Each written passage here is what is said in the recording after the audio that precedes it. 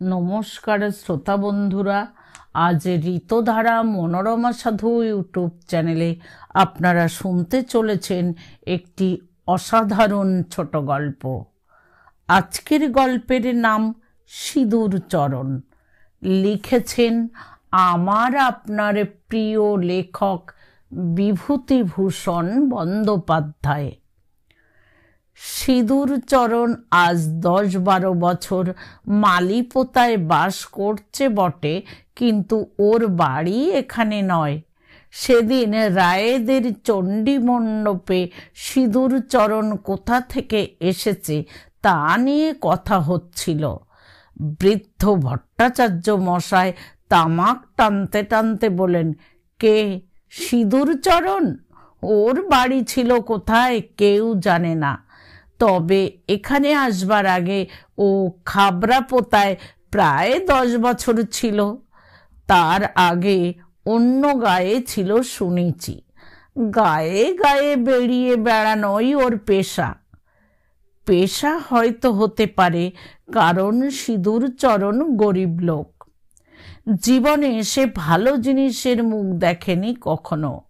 কেউ আপনার লোক ছিল না। সম্প্রতি মালিপোতাতে এসে বিয়ের চেষ্টাও করেছিল, কিন্তু অজ্ঞাত কুলশীলকে কেউ মেয়ে দেবার আগ্রহ দেখায়নি। মালিপোতার এক বুনো মালি আজকাল ওর সঙ্গে একত্র স্বামী স্ত্রীর মতো বাস করে। তার বয়স ওর চেয়ে বেশি ছাড়া কম নয়। দেখতে মোটা সোটা, মিশকালো রং। মাথার চুলে এখনো পাক ধরেনি বটে, তবে ধরবার বেশি দেরিও নেই। বুনো বলে এদেশে সেই সব কুলি মজুরের বর্তমান বংশধরদের যারা 100 বছর আগে নীলকুঠির আমলে রাঁচি, হাজারিবাগ, গিরিডি, মধুপুর প্রভৃতি থেকে এসেছিল মজুরি করতে। এখন তারা বেমালুম বাঙালি হয়ে গিয়েছে। ভাষা, ধর্ম, আচার ব্যবহার সব রকমে। পূর্বপুরুষের বঙ্গা পূজা ভুলে গিয়েছে কতকাল। এখন হরি সংকীর্তন করে ঘরে ঘরে মনসা পূজা, ষষ্ঠী পূজা করে, কালীতলায় মানত করে। এখন যদি এদের জিজ্ঞাসা করা যায়, তোরা কোন দেশ থেকে এসেছিলি রে, তোদের আপনজন কোথায় আছে, ওরা বলবে, তা কি জানি বাবু, পশ্চিম থেকে এসেছিলি না? শুনেছি বাপ ঠাকুরদার কাছে। ওদিকের কোথা থেকে আমাদের 5-6 পুরুষের আগে এসে বাস করা হয়, সে সত্য যুগের কথা। সিঁদুর চরণ এহেন বুনো মালিকে নিয়ে দিব্যি ঘর করতে থাকে। তার নাম কাতু। হয়তো কাত্যায়নীর অপভ্রংশ হবে নামটা, কিন্তু ওর অপভ্রংশ নামটাই অন্নপ্রাশনের দিন থেকে পাওয়া। ভালো নাম তাকে কেউ দেয়নি। সিঁদুর চরণ পরের গরু চড়িয়ে আর পরের লাঙল চষে জীবনের 40টি বছর কাটিয়ে দেওয়ার পরে বিঘে 3 জমি ওটবন্দি বন্দোবস্ত নিলে। তার জমিতে পরের বছর 10 মণ পাট হলো। সেবার 22 টাকা পাটের মণ। পাট বিক্রি করে সেবার এত পেলে সিঁদুর চরণ অত টাকা একসঙ্গে তার 3 পুরুষে কখনো দেখেনি। 10 টাকার নোট 22 খানা। কাতু বললে, হ্যাঁ গো, 10 হাত ফুলন শাড়ির দাম কত? কেন, নিবি? দাও গিয়ে এবার। অনেকদিন যে ভাবছি, বড্ড শখ। এই বয়সে ফুলন শাড়ি পরলে লোকে ঠাট্টা করবে না? কথাটা কিঞ্চিত রূঢ় হয়ে পড়ল। মনে হলো সিঁদুর চরণের। অল্প বয়সে ওকে দেবার লোক কে ছিল? আজ বেশি বয়সে সুবিধে যখন হলোই, তখন অল্প বয়সের স্বাদটা পূর্ণ করতে দোষ কি? তারপর ঘোষেদের দোকান থেকে একখানা ফুলন শাড়ি শুধু নয়, তার সঙ্গে এলো একখানা সবুজ রঙের গামছা। কাতু খুশিতে আটখানা, বললে, শাড়িখানা কি চমৎকার না? খুব ভালো, তোর পছন্দ হয়েছে? তা পছন্দ হবে না যাকে বলে ফুলন শাড়ি। আর গামছাখানা কেমন? অমন গামছাখানা কখনো দেখিনি। ও কিন্তু মই ব্যবহার করতে পারবো না প্রাণ ধরে, তাহলেই খারাপ হয়ে যাবে। খারাপ হয় আবার কিনে দেব, আমার হাতে এখন কম টাকা না। সেদিন কামার দোকানে বসে 3 কড়ি বুনোর মুখে কালীগঞ্জে গঙ্গা স্নান করতে যাবার বৃত্তান্ত শুনল সিঁদুরচরণ। বাড়ি এসে কাতুকে বললে, কাতু তুই থাক, আমি 2 দিন দেশ বেরিয়ে আসি। কোথায় যাবা? একদিকে বেরিয়ে আসি, আমারে নিয়ে যাবা না? তুই চাস তো চল। ভালোই তো। দুজনে জিনিসপত্র একটা বোচকাতে বেঁধে তৈরি হলো। কিন্তু যাবার দিন কাতুর মত বদলে গেল হঠাৎ। সে বলল, তুমি যাও, আমি যাব না। গরুটার বাছুর হবে এই মাসের মধ্যে, যদি আসতে দেরি হয় বাছুরটা বাঁচবে না। তুই যাবি নে? আমার গেলি চলবে কেমন করে? বাছুরটা মরে গেলি সারা বছরটা আর দুধ খেতে হবে না। তুমি যাও, আমি যাব না। সুতরাং সিঁদুরচরণ একাই রওনা হলো বোচকা নিয়ে। রেলগাড়িতে সামান্যই চড়েছে সে। একবার কেবল বেনাপোল গিয়েছিল গরুর হাট দেখতে। সে জীবনে একবার মাত্র রেলগাড়ি চড়া। পরের চাকরি করতে সারা জীবন কেটেছে। স্টেশনে গিয়ে রেলে চড়ে যেতে হবে। সিঁদুরচরণ কাপড়ের খুঁটে শক্ত করে গেরো বেঁধে 2 খানা 10 টাকার নোট নিয়েছে। কেউটে পাড়ার কাছে পাঁচু বুনোর 2 চালা ঘর রাস্তার ধারে। ওকে দেখে পাঁচু জিজ্ঞেস করলে, ও সিঁদুরচরণ, কনে চলেছ এত সকালে? একটু স্টেশনে যাব। কোথায় যাবা? বেড়াতে যাবা রানাঘাটের দিকে? তামাক খাও বসে। সিঁদুরচরণ তামাক খেতে বসল। কাছেই একটা বাঁশনি বাঁশের ঝাড়। সিঁদুরচরণ সেদিকে চেয়ে ভাবলে, এই বাঁশনি বাঁশের ঝাড়টা এদেশে, আবার অন্য দেশেও গিয়ে কি এমনি দেখা যাবে? সে আবার না জানি কি রকম বাঁশনি বাঁশ। এই রকম কেঁচো, এই রকম কচুর ফুল কি অন্য জায়গাতেও আছে? দেখতে হবে বেরিয়ে। সত্যি বড় মজা দেশ বিদেশে বেড়ানো। সিঁদুরচরণ স্টেশনে পৌঁছবার কিছু পরে টিকিটের ঘণ্টা পড়ল ঢং ঢং করে। একজন ওকে বললে, যাও গিয়ে টিকিট করো, গাড়ি আসছে। টিকিটের জানলায় গিয়ে ও বললে, ও বাবু, একখানা টিকিট দেন মোরে। টিকিট বাবু বললে, কোথাকার টিকিট? দেন বাবু, রানাঘাটেরই দেন আপাতক একখানা। গাড়িতে উঠে সিঁদুরচরণের ভীষণ আমোদ হলো। সে আমোদ রূপান্তরিত হলো বারবার ওর ধূমপান করবার ইচ্ছায়। ঘন ঘন বিড়ি খায় এই ধরায়, এই খায়। কয়েকটি বিড়ি খেতে খেতেই রানাঘাটে গাড়ি এসে পড়াতে ও আশ্চর্য হয়ে পড়ল। 16 মাইল রাস্তা যে এত অল্প সময়ে এসে পড়বে তাও ভাবেইনি। রানাঘাটে নেমে এখন কোথায় যাওয়া যায়? এমন অনেক দূরে যেতে হবে যেখানে কখনো সে যায়নি। স্টেশনের এপারে একটা একটা উঁচু মতো রোয়াক বাঁধানো জায়গা, খুব লম্বা, তার দুধারে রেল লাইন পাতা। সেই লম্বা রোয়াকের ওপর লম্বা একটা টিনের চালা। অত বড় টিনের চালার তলার বা রোয়াকটার অন্যদিকে লোকে পান, বিড়ি, চা, খাবার ইত্যাদি বিক্রি করছে, লোকজনে কিনছে। যেন একটা মেলা বসে গিয়েছে। মরিঘাটায় গঙ্গা স্নানের যোগের সময় এরকম মেলা সে দেখেছে।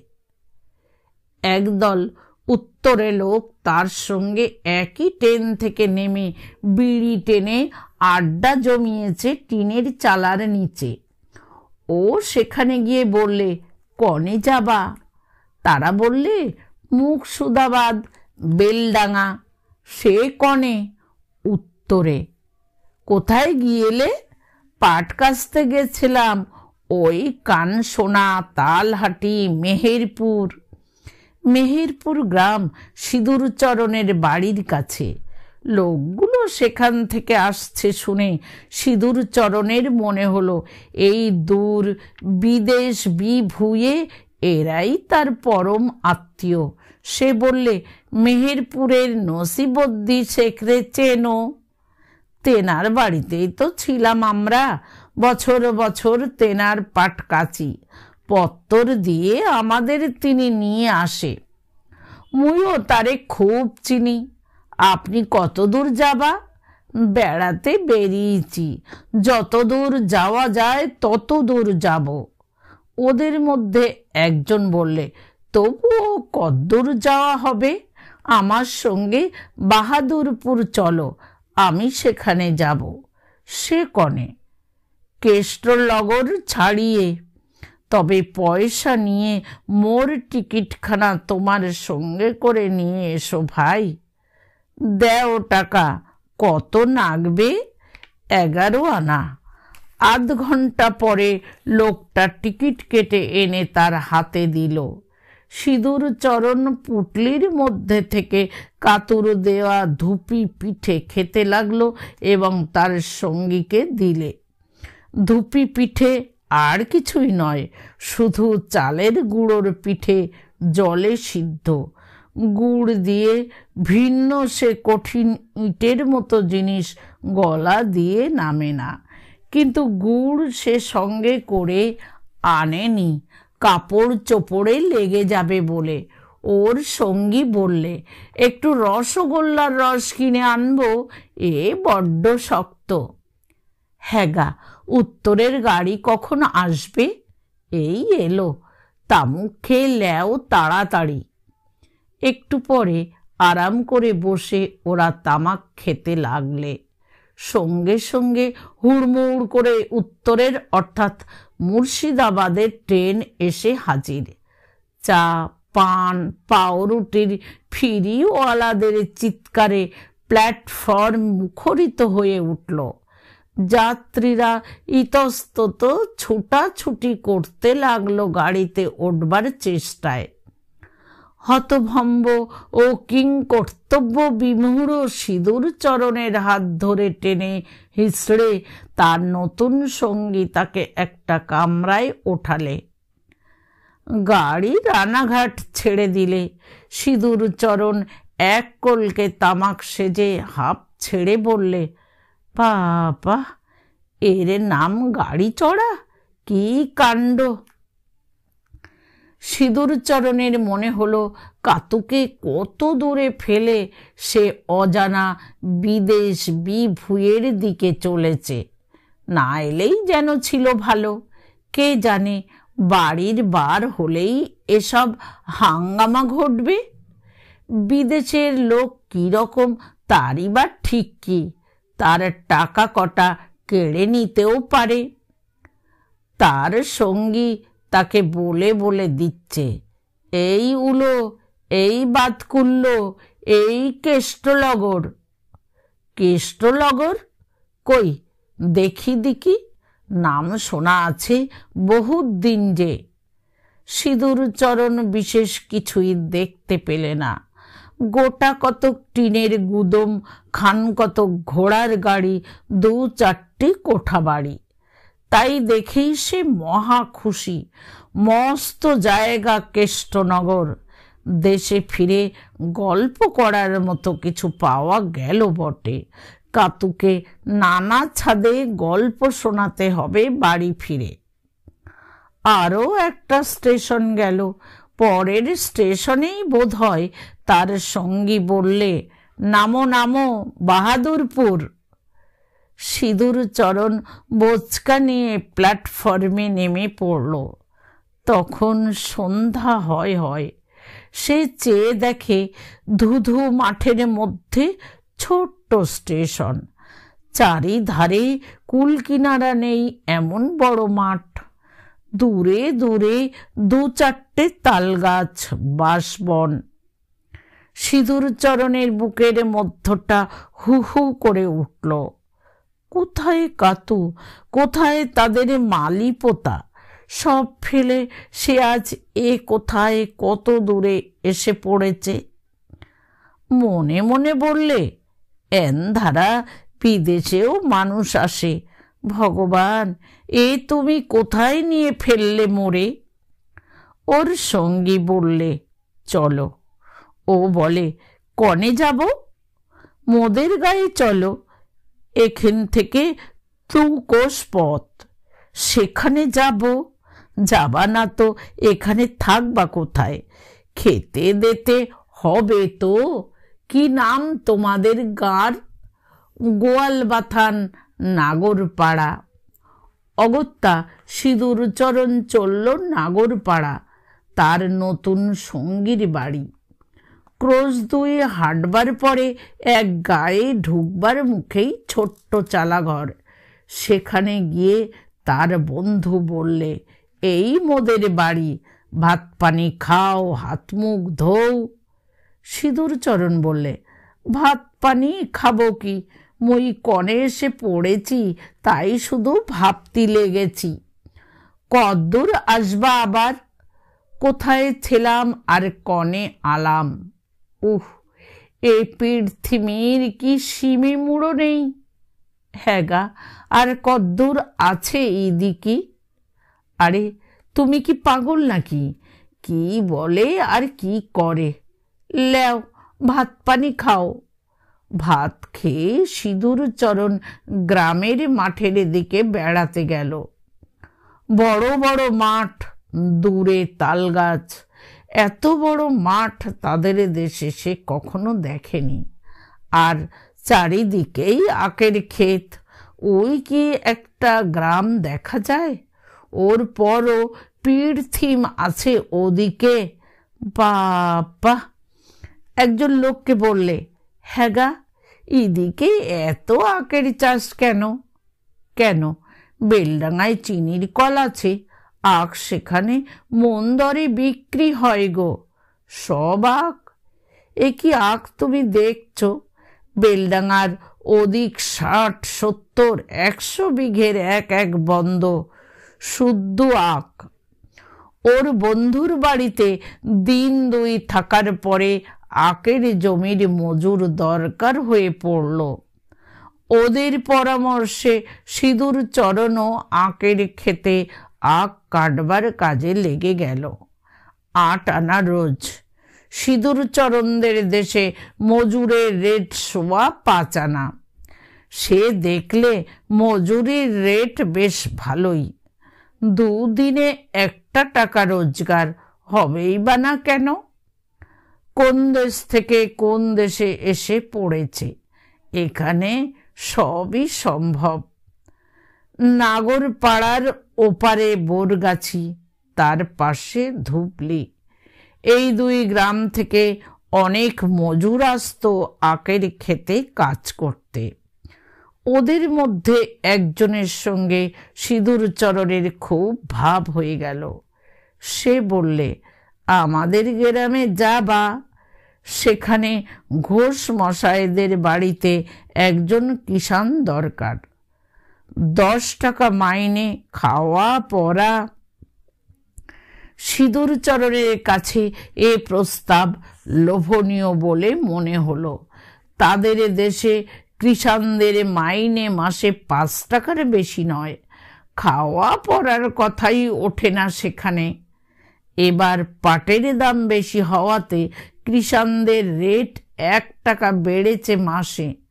তাও কতদিন এ চড়া রেট টিকবে তার ঠিক নেই।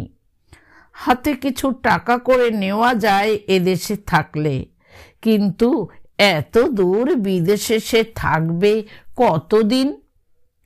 সে জবাব দিলে, না ভাই, আমার যাওয়া হবে না।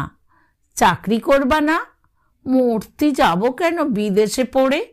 মোদের গায়ে চাকরির অভাবটা কি? খেয়ে দে হাতে 2 পয়সা জমেছে যখন, তখন পরে চাকরি করতে যাবার দরকার নেই। রোজ রোজ মজুরি চলে। আজকাল একদিনও সে বসে থাকে না। ভালো একখানা রঙিন গামছা কিনে ফেললে 13 পয়সা দিয়ে বাহাদুরপুরের হাটে একদিন। রঙিন গামছাখানাই হলো কাল। এখানা কিনে পর্যন্ত তার কেবলই মনে হতে লাগলো, কাতু যদি তাকে এ গামছা কাঁধে না দেখল তবে আর গামছা কেনার ফলটা কি? সবুজ গামছাখানা তো সেদিন কিনেছিল সে কাতুর জন্যে। একদিন কাজকর্ম সেরে বিকেলে সে মাঠের দিকে বেড়াতে গিয়েছে। একটা বড় ঘোড়া নিম গাছ ছায়া ফেলেছে অনেকখানি ফাঁকা মাঠে। সেখানে বসে চুপি চুপি কোমর থেকে গেজে খুলে পয়সা কড়ি উপুর করে সামনে ঢেলে গুনে দেখলে 19 টাকা 13 আনা জমেছে মজুরি করে। সামনে একটা খালে 13-14 বছরের সুন্দরী মেয়ে শামুক গুগলি তুলছে। ও বললে, কি তুলছ ও খুকি? মেয়েটা বিস্ময়ের সুরে বললে, কি তুলছ কি? গুগলি। কি হবে? মেয়েটি সলজ্জ হাস্যে বললে, খাবো। কি জাত তোমরা? বাউরি। বাড়ি কনে? মেয়েটি আবার ওর দিকে যেন খানিকটা আশ্চর্য হয়ে চেয়ে আছে। তারপর আঙুল দিয়ে দূরের দিকে দেখিয়ে বললে, নটবরপুর। আর কোনো কথা হয় না। মেয়েটা আপন মনে গুগলি তুলতে থাকে। সিঁদুরচরণ বড্ড অন্যমনস্ক হয়ে যায়। কাতুর কথা বড় মনে হয়, আর থাকা যায় না। এ কোন মুলুক, কত দূর, বিদেশ বিভুঁই, সেখানে বাউরি বলে জাত বাস করে। কেউ বাপ পিতে মোর জন্মে শুনেছে বাউরি বলে কোনো জাতের কথা, যারা খালে বিলে গুগলি তুলে খায়? ওর মনটা হু হু করে ওঠে নতুন করে। বুকের মধ্যে কি যেন একটা মোচড় খায়। যদি এই বিদেশে মারা যায়, কাতুর সঙ্গে তাহলে দেখাই হবে না। কাতু সজনে তলায় গরু বেঁধে বিচুলি কেটে দিচ্ছে। সন্ধ্যের পিদিম ঘরে ঘরে সবে জ্বালা শুরু হয়েছে। এমন সময় রাস্তা কাঁপিয়ে রব উঠল, বলো হরি, হরি বল। ব্যাপারটা নতুন নয়। এই পথ দিয়েই দূর দেশের সমস্ত মরা পোড়াতে নিয়ে যায় কালীগঞ্জের বা চাঁদুড়ের গঙ্গা তীরে। কাতুদের পাড়ার কে একজন জিজ্ঞেস করলে, কনেকার মরা? সনেকপুর। কি জাত হ্যাগা? সনেকপুরে বিপিন ঘোষের নাম শুনেছ? তেনার ছেলে। কাতু বিপিন ঘোষের নাম শোনেনি, কিন্তু বড় কষ্ট হলো শুনে। কারো জোয়ান ছেলে মারা গেল, বাপ মায়ের কি কষ্ট। এ লোক যে কোথায় গেল আজ মাসখানেকের ওপর হবে তা কেউ জানে না। খবর পত্তর কিছুই নেই। শিবির মা গাই দুইতে এসে দেখলে ও চালা ঘরের ছেচতলায় সে কাঁদছে। শিবির মা অবাক হয়ে বললে, কাঁদছিস কেন রে? মনটা বড্ড কেমন করছে। দূর, বাছুরটা ধর, এদিক আয় দিনি। একটা মড়া নিয়ে গেল দেখলি, বিপিন ঘোষের ছেলে। নিয়ে গেল তার তোর কি? মর মাগি, বাছুর ধর, এখুনি পিয়ে যাবে। শিবির মা পাড়ায় গিয়ে রটিয়ে দিলে সিঁদুরচরণ কাতুকে ফেলে পালিয়েছে, আর আসবে না। এতদিনে বোঝা গেল। অনেকে সহানুভূতি দেখালে, কেউ কেউ বললে, বিয়ে করা স্বামী নয় তো, গিয়েছে তা কি হবে, গরুটা রয়েছে, অমন ভালো বকনা বাছুরটা হয়েছে, ওরই রইল। আরো দিন 15 কাটল। কাতুর চোখের জল শুকোয় না। রোজ সন্ধেবেলা মন হু হু করে, এমন বকনা বাছুর হলো গরুটার। বার দোয়া শেষ করে আজ সেই গরু 1.5 সের দুধ দিচ্ছে দুবেলায়। ও এসে দেখুক, নইলে ঘরে আগুন ধরিয়ে সে চলে যাবে একদিকে, যেদিকে 2 চোখ যায়। পাড়ার ছিচরণ সর্দার আজকাল ও বাড়ি বড় যাতায়াত শুরু করেছে। ঠিক যে সময়টিতে কেউ থাকে না, ভর সন্ধেবেলাটি। বাঁশবনে রোদ মিলিয়ে গিয়েছে। ছিচরণ এসে বলবে, ও কাতু, কি ঘরে আছিস কেনে? একটু তামুক খাওয়া। তামুক নেই গো, পান সাজ একটা। পান কনে পাবো? মানুষ ঘরে না থাকলে ওসব থাকে। তুমি এখন যাও। ছিচরণ সর্দার দম্বার পাত্র নয়। তার স্ত্রী বিয়োগ হয়েছে আজ 2 বছর। অবস্থা ভালো। 1 আউড়ি ধান ঘরে তুলেছে গত ভাদ্র মাসে। এবার চড়া পাটের বাজারে 30 মণ পাট বিক্রি করেছে। লোকে খাতির করে চলে ওকে। শিবির মা রোজ গাই দুইতে এসে ছিচরণের ঐশ্বর্যের ফিরিস্তি কাতুকে শুনিয়ে যায় অকারণে। ছিচরণ নিজে 2-1 দিন অন্তর আসে। বসতে না বললেও দাঁড়িয়ে দাঁড়িয়েই গল্প জমাবার চেষ্টা করে। কাতুর ভালো লাগে না এসব। আর কিছুদিন সে দেখবে, তারপর গরু বাছুর বিক্রি করে দিয়ে সে বেরিয়ে পড়বে একদিকে। সেদিন ছিচরণ আবার এসে হাজির। ডাক দিলে, ও কাতু, কি? বাবা, তাই একটু ভালো করে কথা বললি কি তোর জাত যাবে? তুমি রোজ রোজ ভর সন্ধেবেলা এখানে আসো কেন? তার দোষটা কি? না, তুমি এসো না, লোকে কি মনে করবে? একটা কথা বলি তোর কাছে, আমার সংসারটা তো গিয়েছে তুই জানিস। একা থাকতেই বড্ড কষ্ট হয়। তা কি করব আমি? ছিচরণের আর বেশি কথা বলতে সাহস হলো না। আমতা আমতা করে বলল, না না, তাই বলছি। কাতু বললে, এখন তুমি এসো গিয়ে। ছিচরণ তবুও যায় না, বলে, ওরে দাঁড়া, যাব, থাকতে আসিনি। এই 2 বিশ ধান কর্জ দিলাম পাচুরে, বলি হয়েছে 1.5 পৌটি ধান। তা লোকের উপকারে লাগে তো লাগুক।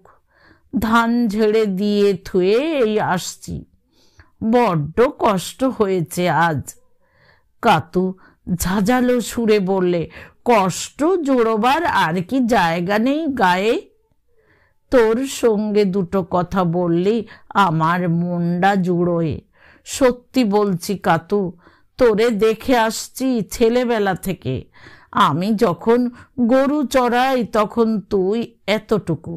তোর বয়স আমার চেয়ে 7-8 বছরের কম। বেশ, তা এখন যাও। বয়সের হিসেব কষতে কে বলছে তোমারে? হ্যাঁ রে, সিঁদুরচরণ তোরে ফেলে এমনি পালালো। না পয়সা করি কিছু দিয়ে গিয়েছে, চলা চলতির একটা ব্যবস্থা চাই তো। সেজন্যই তোমার দৌড়ে গিয়ে কেঁদে পড়েলাম। মুই জিজ্ঞেস করি। শ্রীচরণ বেগতিক দেখে আস্তে আস্তে চলে গেল।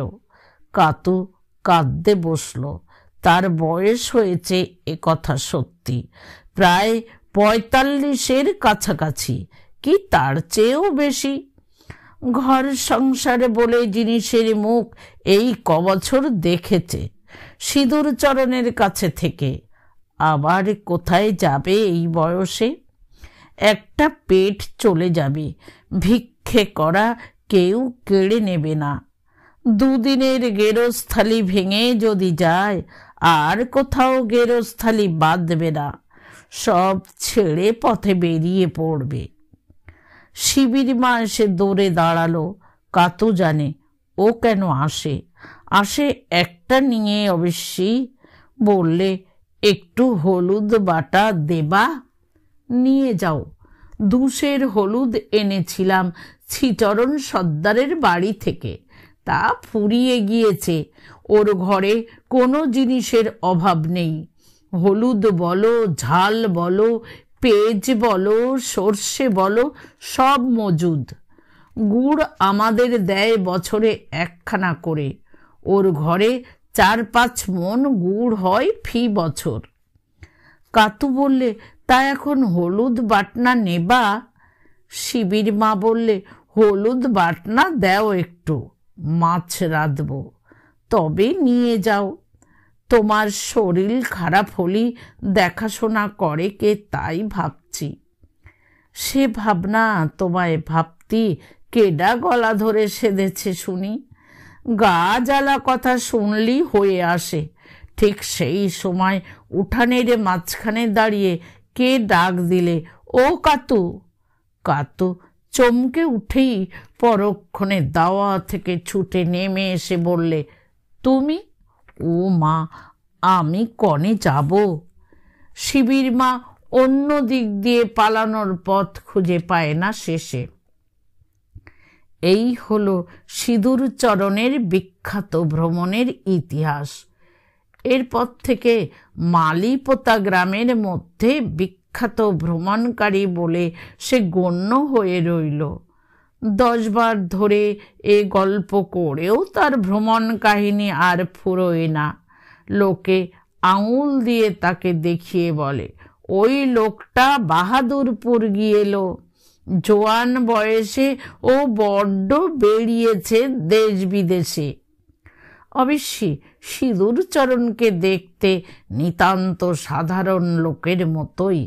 তার মধ্যে যে অত বড় গুণ লুকিয়ে আছে তা তাকে দেখে বোঝবার উপায় ছিল না। মানুষের কীর্তি মানুষকে অমর করে। সিঁদুরচরণের খ্যাতি আমার কানেও গিয়েছিল। ঝুমরির বাগানের মধ্যে দিয়ে সিঁদুরচরণ হাট থেকে সেদিন ফিরছে। আমি বললাম, সিঁদুরচরণ নাকি বাহাদুরপুর গিয়েছিলে? সিঁদুরচরণ বিনম্র হাস্যের সঙ্গে বললে, তা গিয়েলাম বাবু, অনেক দিন আগে। বটে? আচ্ছা, সে কত দূর? আপনি কেষ্টলগর চেনো? না চিনলেও নাম শোনা আছে। কোন দিক জানো? তা কি করে জানবো? আমি কি সেখানে গিয়েছি?